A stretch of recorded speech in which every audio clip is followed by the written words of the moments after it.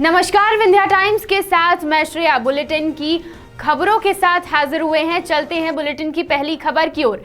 सावन मास के तीसरे सोमवार व नाग पंचमी पर्व के मौके पर आज रीवा शहर के शिवालयों में भारी भीड़ उमड़ी, जिसमें शिव भक्तों ने शिव की आराधना कर मनोवांछित कामनाओं की पूर्ति का आशीर्वाद मांगा। भारी भीड़ व सुरक्षा के मद्देनजर पुलिसकर्मियों की तैनाती की गई थी।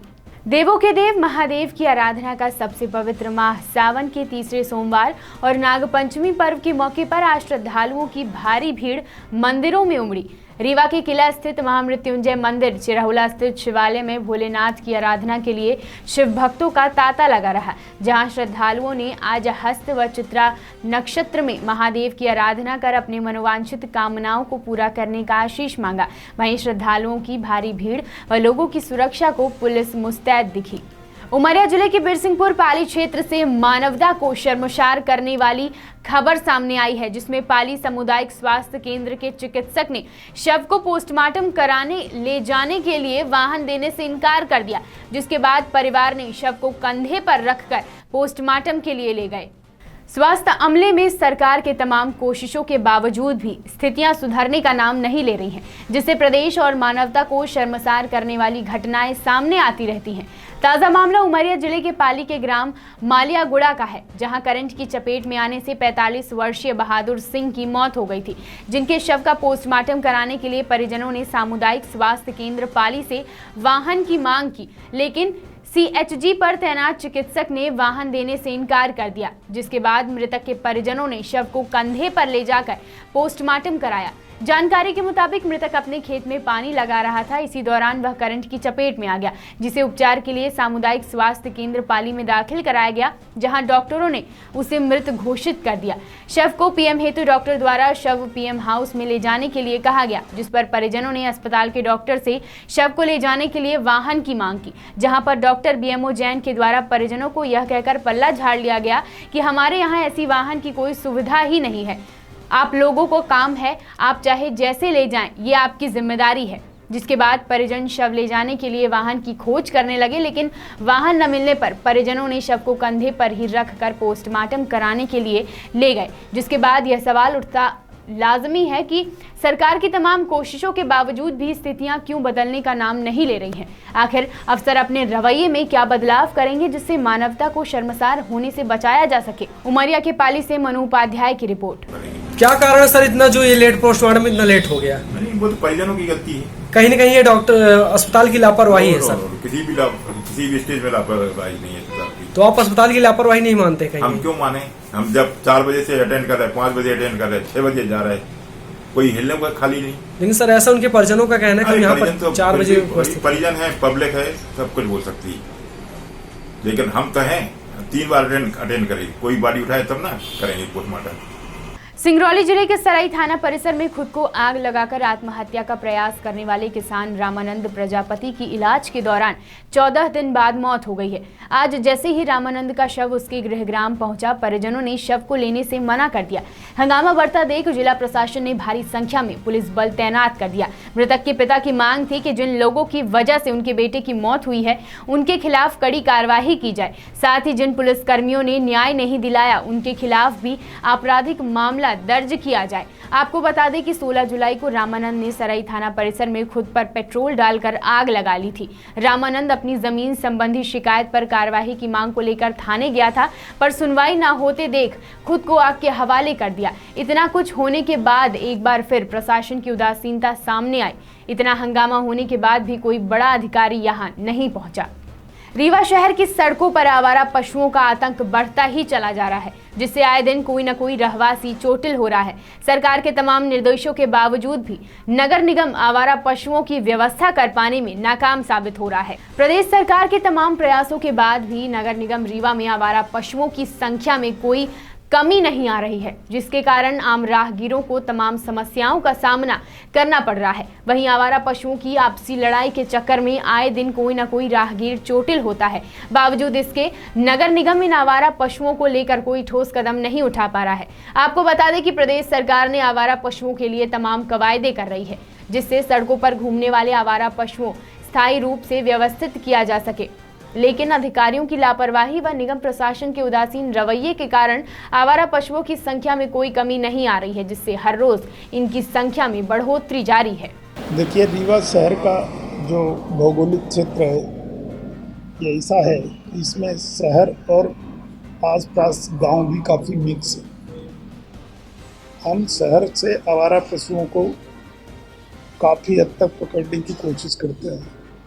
अब बीच के गांव में ही लोग पाले हुए हैं तो पशु फिर आ जाते हैं। हमने पशुओं की रोकथाम के लिए ही हमने यहाँ पर जो गौशाला थी उसको हमने काजी हाउस की शक्तियाँ भी दी, लेकिन इसके बाद भी पशु आ रहे हैं, आ जाते हैं। हमें कुछ लोग तो ये भी बताए कि दूर से भी लोग रात में भी आकर के यहाँ छोड़ जाते हैं, तो उस पर हमारी कार्यवाही निरंतर चल रही है और सतत रूप से हम इस पर निगरानी रखने के निर्देश भी दिए हैं। रीवा स्थित आयुर्वेद कॉलेज में आज चरक जयंती कार्यक्रम का आयोजन किया गया, जिसमें चरक मानस का पाठ किया गया। चरक के बारे में जानकारी देने के लिए महाविद्यालय की छात्र व छात्राओं ने रैली निकाल लोगों को जागरूक किया, जो शहर के प्रमुख मार्गों से होते हुए पद्मधर पार्क में जाकर संपन्न हुई। रीवा शहर में स्थित शासकीय आयुर्वेद कॉलेज में आज चरक जयंती मौके पर कार्यक्रम का आयोजन किया गया, जिसमें चरक जी द्वारा लिखे गए शास्त्र का पाठ किया गया। दरअसल नाग पंचमी के अवसर पर आयुर्वेद के क्षेत्र में चरक शास्त्र की रचना करने वाले आचार्य चरक को जयंती मौके पर याद किया जाता है। इस मौके पर महाविद्यालय परिसर में विधिवत कार्यक्रम का आयोजन किया गया है और उनके बारे में आयुर्वेद और छात्रों को जानकारी दी गई, जिसके बाद आयुर्वेद के माध्यम से विभिन्न बीमारियों को दूर करने के लिए लोगों को जागरूक करने हेतु महाविद्यालय के छात्र छात्राओं द्वारा रैली निकाली गई। महाविद्यालय परिसर शुरू हुई रैली शहर के प्रमुख मार्ग जय स्तंभ, शिल्पी प्लाजा, अस्पताल चौराहा होते हुए पद्मधर पार्क में जाकर समाप्त हुई। इस दौरान छात्र व छात्राओं ने लोगों को विभिन्न बीमारियों के बारे में जागरूक किया। हमारे महाविद्यालय में प्रतिवर्ष के अनुसार नाग पंचमी के दिन हमारे महर्षि चरक, जो कि एक आयुर्वेद के महत्वपूर्ण महर्षि ऋषि माने जाते हैं, उनकी जयंती सर्वसम्मति से नाग पंचमी के दिन मनाई जाती है। उसी के उपलक्ष्य में इन्होंने चरक संहिता, जो कि आयुर्वेद का एक प्रमुख ग्रंथ है, उसकी रचना आचार्य चरक ने करी थी। उसी उपलक्ष्य में हम लोग यहाँ पर एक सामूहिक पाठ, चरक संहिता का पाठ रखते हैं और उसके पश्चात दोपहर 2 बजे जन जागरण के लिए लोगों को जानकारी होने के लिए कि महर्षि चरक कौन थे, 2 बजे से छात्र छात्राओं की एक रैली निकाली जाएगी। ये रैली कहाँ से कहाँ जाएगी? रैली महाविद्यालय से प्रारंभ होगी। ये जय स्तंभ चौक बस स्टैंड और गायत्री मंदिर, शिल्पी प्लाजा होते हुए पद्मधर पार्क में समाप्त होगी। नगर निगम रेवा में योजना क्रमांक 6 के तहत अवैध कॉलोनियों को वैध करने की मांग को लेकर आज शहरवासियों ने निगमायुक्त को ज्ञापन सौंपा, जिसमें संघर्ष समिति के तत्वाधान में पहुंचे लोगों का कहना है कि विकास शुल्क लेकर योजना क्रमांक 6 के तहत अवैध कॉलोनियों को वैध करने की कार्यवाही की जाए।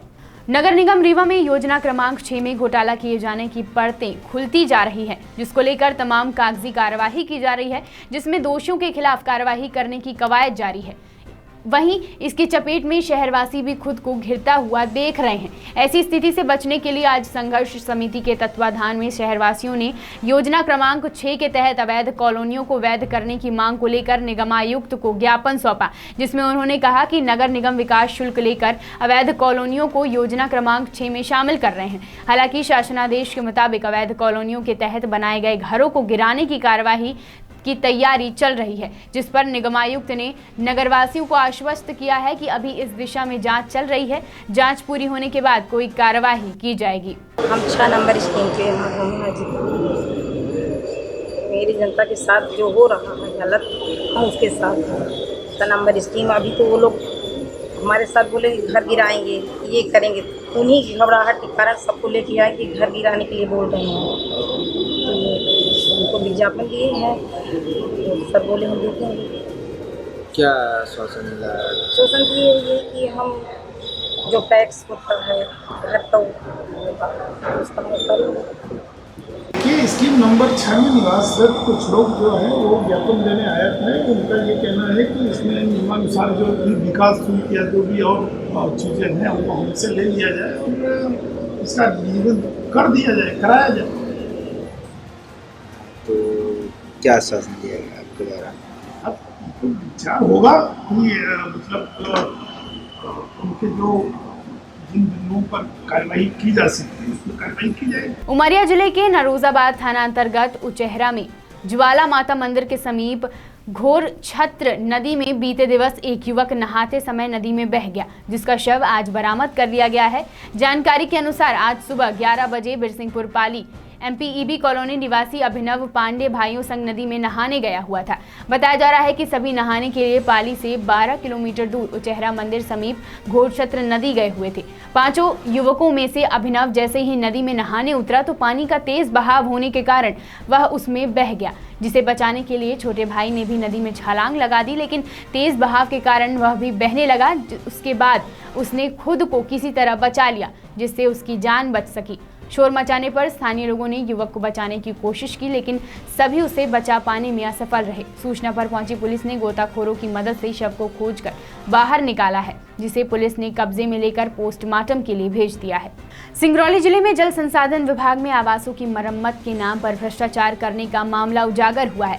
बताया गया है कि वर्ष 2017 और 2018 में जल संसाधन विभाग के कर्मचारियों के लिए बने आवासों की मरम्मत के लिए 8 लाख रुपए से ज्यादा की रकम का टेंडर निकाला गया था, लेकिन आवासों में काम पूरा नहीं किया गया और पैसे के लिए बिल विभाग में सबमिट कर दिए गए, जिसका कुछ हद तक भुगतान भी कर दिया गया है। लेकिन जब वापस भवनों की शिकायत लेकर कर्मचारी विभाग प्रमुख के पास पहुंचे तो साल भर पहले आए विभाग के कार्यपालन यंत्री जानकर बड़े हैरान हुए कि जिन जर्जर आवासों में उनके कर्मचारी रह रहे हैं, उनकी मरम्मत के नाम पर पहले ही पैसे निकाले जा चुके हैं। इस बात को अधिकारी भी स्वीकार करते हैं कि हाँ, मकान रिपेयरिंग के नाम पर कुछ गड़बड़ियां की गई हैं, जिनकी बिल की फाइल उनके पास आई थी, जिसमें से उन्होंने रोक लगाई है। यह पहला मौका नहीं है जब किसी भी सरकारी विभाग में इस तरह से भ्रष्टाचार हुआ है, जहां पर अपने ही विभाग के कर्मचारियों के हक मारने का काम किया जा रहा है। हमारे पीछे तो कॉलोनी न होते हुए स्टोर के कमरे हैं, जिनमें चौकीदार रात को सोते हैं, और साथ में जो हमारी सिंचाई विभाग की कॉलोनी है उसमें सुधार कार्य के लिए अपन ने टेंडर लगाया था।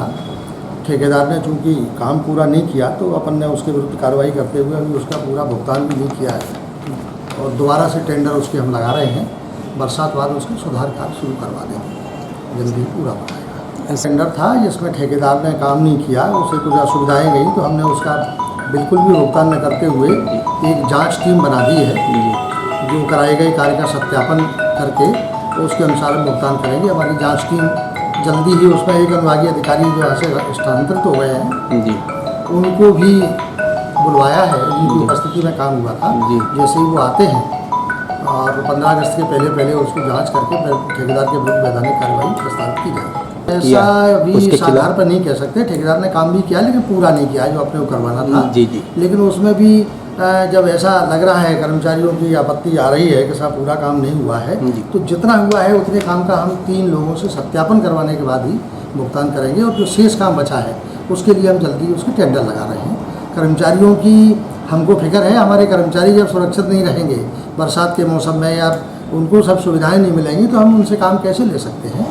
उनका पूरा हमको ध्यान है और हम प्रयास जो है कर रहे हैं कि टेंडर लगा के उसको जल्दी ही दोबारा फिर से शुरू करवा देते हैं। क्या कोई पत्र ऊपर लिखा गया है? हाँ, हमने अतिक्रमण का भी प्रकरण था तो हमने ADM साहब को भी सूचित किया है और आज रिमाइंडर भी भेजा है कि वो हमारे कुछ 1-2 क्वार्टरों में अनाधिकृत अतिक्रमण है उसको तत्काल रिक्त कराने के लिए सहयोग करें। इसी तरह की तमाम खबरों के लिए बने रहिए विंध्या टाइम्स के साथ। धन्यवाद।